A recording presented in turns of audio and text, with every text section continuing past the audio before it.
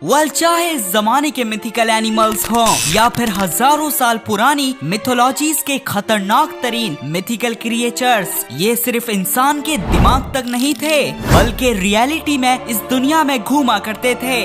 तो फिर से हम ला चुके हैं एक धमाकेदार वीडियो। इस वीडियो में भी आपको अजीबोगरीब क्रिएचर्स देखने को मिल जाएंगे। इस वीडियो को बनाया है होस्ट टीवी ने। बाकी वीडियो अच्छी लगे तो लाइक करना। चलो वीडियो स्टार्ट करते हैं बिना टाइम वेस्ट किए। ये वीडियो मेरी इस टॉपिक में प्रीवियस वीडियो का पार्ट 2 है और पिछले पार्ट में तो आपने बहुत अच्छा रिस्पांस दिया था, तो इस वीडियो को भी पूरा देखना।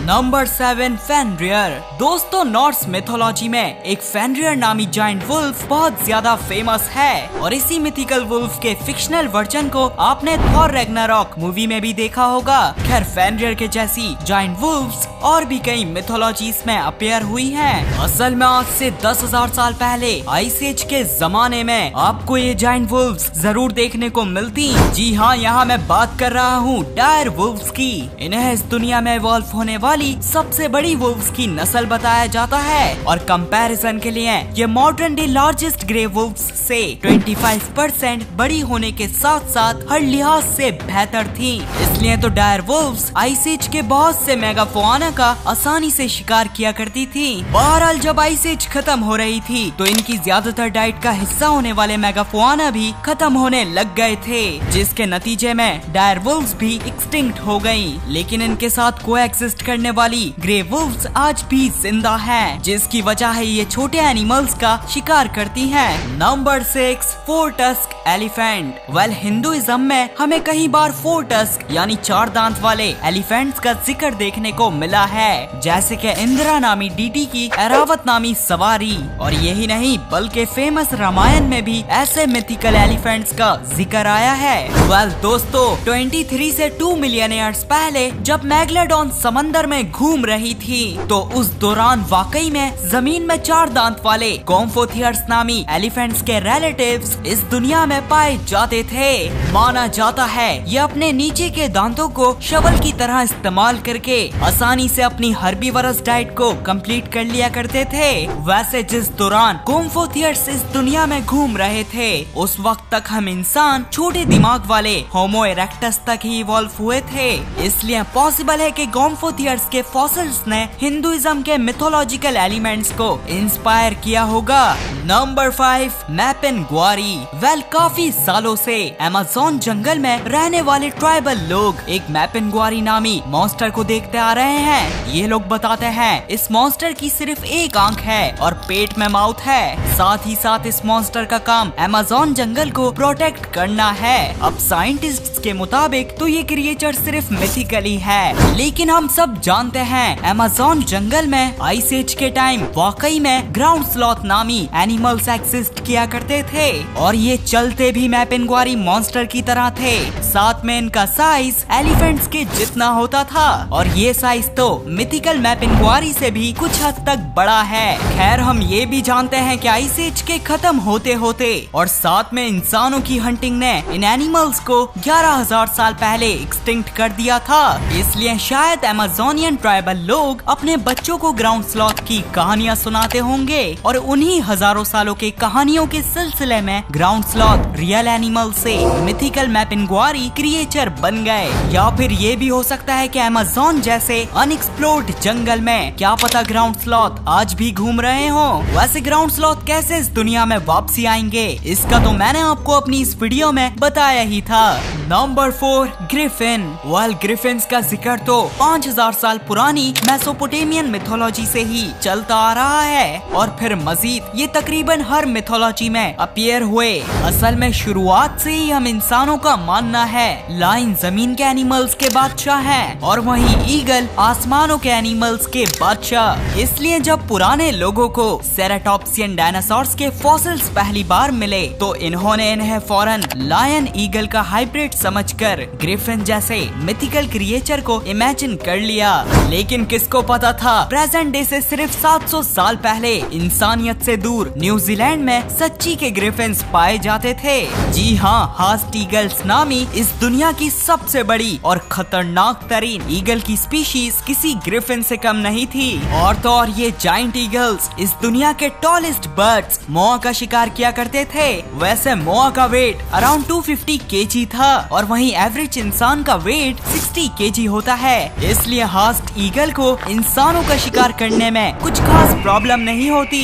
बहरहाल अराउंड 1300 AD में जब माओरी लोग पहली बार न्यूजीलैंड आए थे, वही माओरी जिनका आपने रिसेंटली हाका डांस भी देखा होगा, तो इन्होंने हास्ट ईगल की मेन डाइट मोआ का पूरी तरह से शिकार करके उसे एक्सटिंक्ट कर दिया था, जिसके नतीजे में हास्ट ईगल भी एक्सटिंक्ट हो गए। नंबर 3, कापा।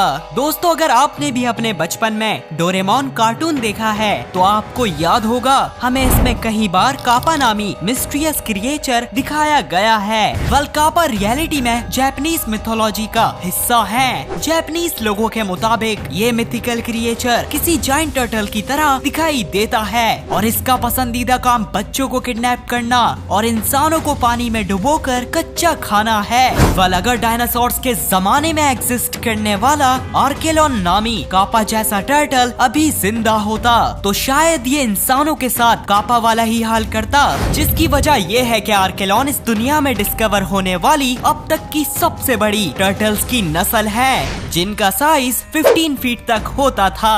ये साइज बराबर है होंडा सिविक के।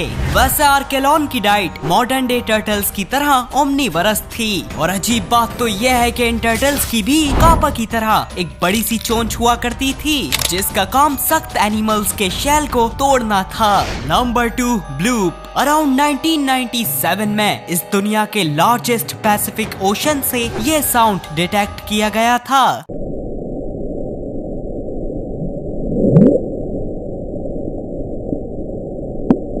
ये साउंड इतनी ही दूर से आया था जितना नेपाल से लेके जापान तक का फासला है। खैर, स्टार्टिंग में तो साइंटिस्ट का मानना था ऐसी कोई आवाज डीप सी क्रिएचर ही निकाल सकता है और इतनी आवाज निकालने के लिए इसका साइज तकरीबन ब्लू व्हेल से तो 100 गुना बड़ा होना जरूरी है। और यूं इसी स्पेक्यूलेशन से हमारे सामने ब्लूप जैसा मॉडर्न मिथिकल क्रिएचर आना शुरू हुआ था। पर हाँ, बाद में रिवील हुआ कि ये एंटार्क्टिका में कुछ जाइंट आइसबर्ग्स के ओशन में पिघलने की आवाज थी।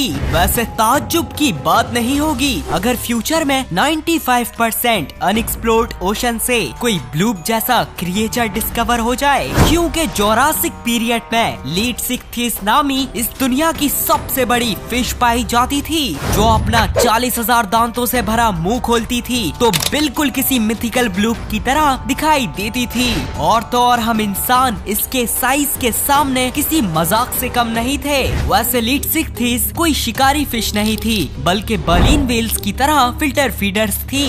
Number 1, giant bovids. Bovids cattle, buffalo और बाइसन को कहते हैं और ऐसे बोविड्स को इज्जत से और जाइंट करके बहुत सी मिथोलॉजीज में दिखाया गया है, जैसे कि ग्रीक मिथोलॉजी के फेमस मिनोटॉर जैसे मिथिकल मॉन्स्टर को ही देख लीजिए। साथ ही साथ नेटिव अमेरिकन और हिंदू लोगों के बीच में जाइंट बोविड्स को बहुत ही ज्यादा सेक्रेट माना जाता है। पर सवाल ये है कि क्या वाकई में कोई जाइंट बोविड इस दुनिया में आया था? तो जी हाँ, आइस एज के ठंडे तरीन मौसम में बाइसन लैटिफ्रॉन्स नामी इस दुनिया के लार्जेस्ट और हैवीएस्ट बोविड्स पूरे नॉर्थ अमेरिका कॉन्टिनेंट में घूमा करते थे। और तो और इनका साइज तो एक एसयूवी कार के जितना होता ही था, पर इनके हॉर्न्स के बीच में भी आराम से एक कार फिट हो सकती थी। वैसे बाइसन लैटिफ्रॉन्स 2 लाख साल पहले ही यूरोप और एशिया में पाए जाने वाली अपने से छोटी स्पीशीज स्टेप बाइसन से इवॉल्व हुए थे और स्टेप बाइसन साइबेरिया की कभी ना खत्म होने वाली सर्दी से आज भी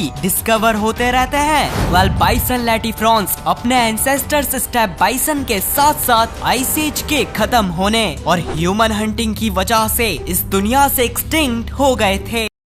वीडियो बढ़िया लगी हो तो वीडियो को लाइक जरूर करना और चैनल को सब्सक्राइब करना मत भूलना। बाकी मिलते हैं नेक्स्ट वीडियो में, तब तक के लिए बाय।